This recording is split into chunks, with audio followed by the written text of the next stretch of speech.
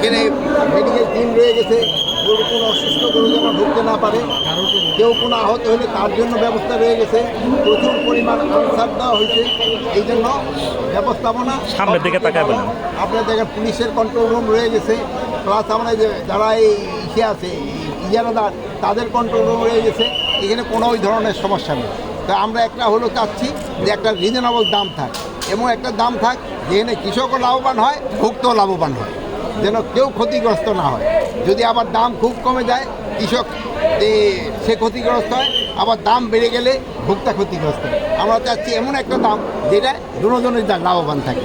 আলাদিনে তো নিরাপত্তা খুবই ভালো, প্রচুর পরিমাণ ব্যবস্থা নিয়েছে। প্রত্যেকটা ট্রাকের উপরে লেখা আছে তারা কোন হাটে আসবে। এই ব্যবস্থা যদি কেউ কোনো স্থান এদিক সেদিক করার চেষ্টা করে তার বিরুদ্ধে আইনানুগ ব্যবস্থা নেওয়া হবে।